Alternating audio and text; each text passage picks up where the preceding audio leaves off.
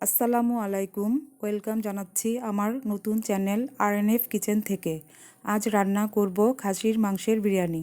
আমি চেষ্টা করব সহজভাবে রেসিপিটি তুলে ধরার জন্য। সহজ কিছু উপকরণ দিয়ে আমি এই রেসিপিটি রান্না করব। যদি আপনাদের ভিডিওটি ভালো লেগে থাকে তাহলে সাবস্ক্রাইব ও লাইক করে দিবেন। এখানে আমি 1 কেজি পরিমাণ খাসির মাংস নিয়েছি। আমি মাংসের টুকরোগুলো বড় রেখেছি। আপনারা আপনাদের পছন্দ মতো টুকরোগুলো করে নেবেন।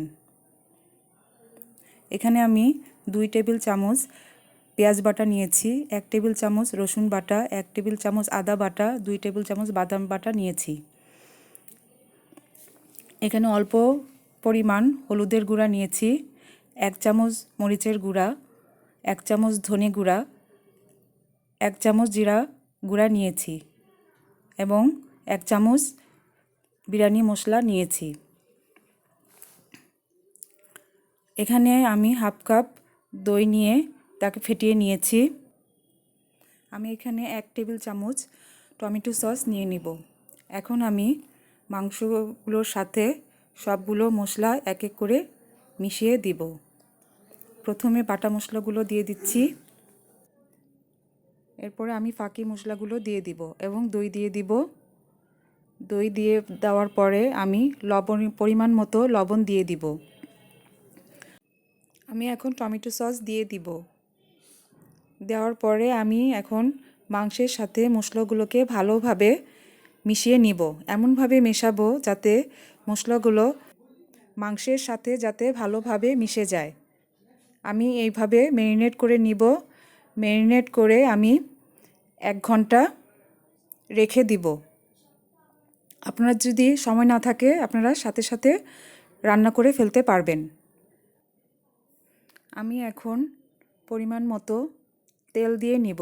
আমি এখানে 2 টেবিল চামচ পরিমাণ তেল নিয়েছি। আপনারা চাইলে বাড়িয়ে কমিয়েও নিতে পারেন। আমি এখানে হাফ কাপ পেঁয়াজ দিয়ে দিব। পেঁয়াজগুলোকে আমি ভালোভাবে ভেজে নেব। পেঁয়াজগুলোকে আমি আস্তে আস্তে বেরেস্তার মতো ভেজে নিব। পেঁয়াজগুলো যখন এরকম লাল হয়ে যাবে আমি বাটিতে অর্ধেক পরিমাণ পেঁয়াজ উঠিয়ে নিব।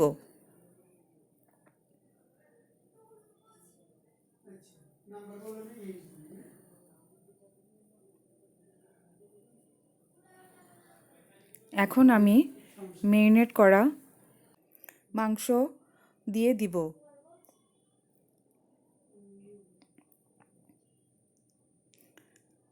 মাংস আমি পেঁয়াজের সাথে ভালোভাবে মিশিয়ে নিব।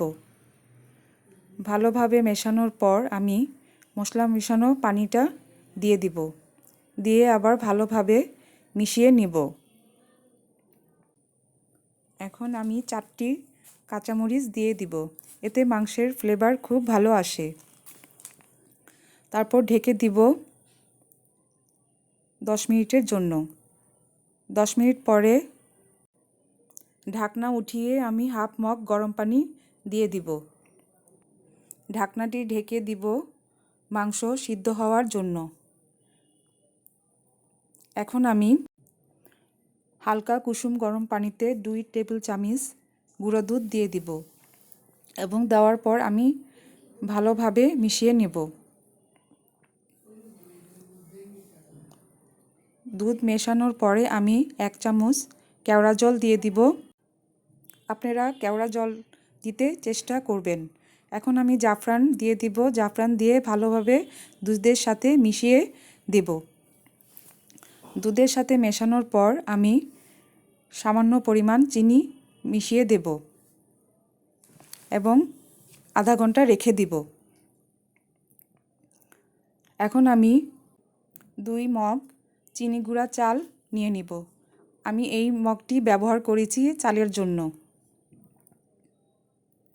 এবং চালগুলো আমি এখন ভালোভাবে 3 থেকে 4 বার পরিষ্কার পানি দিয়ে ধুয়ে নিব। ধোয়ার পর আমি এভাবে পানি দিয়ে 10 মিনিট ভিজিয়ে রাখব।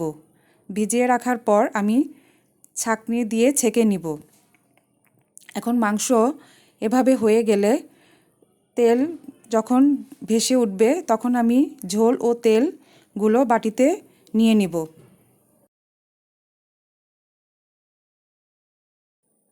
এখন আমি পোলাও রান্নার জন্য পাতিলে তেল দিয়ে নিব। আমি এখানে 2 টেবিল চামচ পরিমাণ তেল দিয়ে নিয়েছি। আপনারা আপনাদের পছন্দ মতো তেল বাড়িয়ে কমিয়ে নিতে পারেন। আমি এখানে ঘি দিয়ে দিচ্ছি 1 চামচ। চেষ্টা করবেন ঘিটা দেওয়ার জন্য। এখানে আমি 2 টেবিল চামচ পেঁয়াজ দিয়ে দিলাম এবং পেঁয়াজটা ভালোভাবে তেল ও ঘিয়ের সাথে নেড়ে নিব।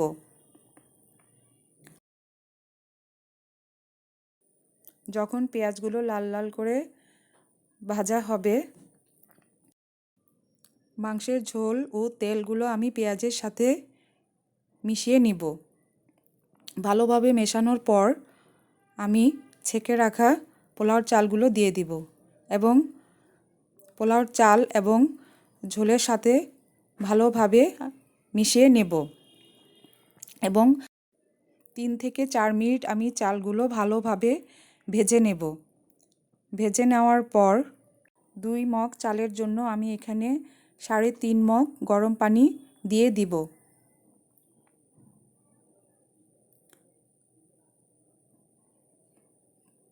পানি দিয়ে দেওয়ার পর আমি চাল ও পানি একসাথে ভালোভাবে মিশিয়ে নিব।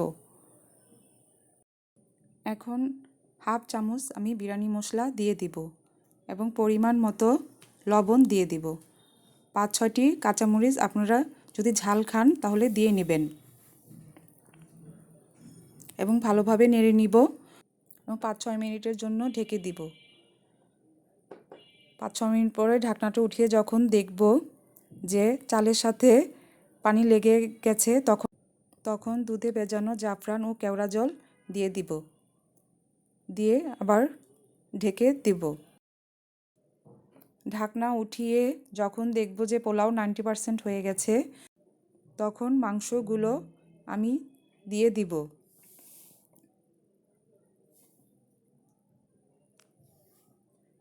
মাংসগুলো দিয়ে দেওয়ার পর আমি এখন পোলাওর সাথে ভালোভাবে মিশিয়ে নেব।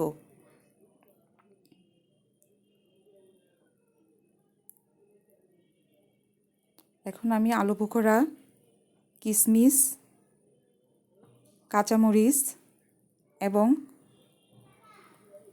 কিছু বাদাম কুচি দিয়ে হালকাভাবে নেড়ে দিব। আমার পাতিলটি ছোট হয়ে গেছে, আপনারা আর একটু বড় পাতিলে নিয়ে নেবেন এবং ভালোভাবে মিশিয়ে আমি ঢাকনা দিয়ে ঢেকে দিব। 2 মিনিট পর আমি ঢাকনা উঠিয়ে পেঁয়াজ বেরেস্তা দিয়ে দিব এবং 10 মিনিট আমি দমে রেখে দিব এবং নামানোর কিছুক্ষণ আগে আমি ঘি দিয়ে দিব এবং ঘিটা দিতে চেষ্টা করবেন, এতে বিরিয়ানির ফ্লেভার খুব ভালো হয়। এখন বিরিয়ানি ডিশে বেড়ে নিব। দেখুন বিরিয়ানি কত সুন্দর ঝরঝরে হয়েছে। আপনারা এভাবে রান্না করে দেখবেন, খেতে খুব মজা হবে।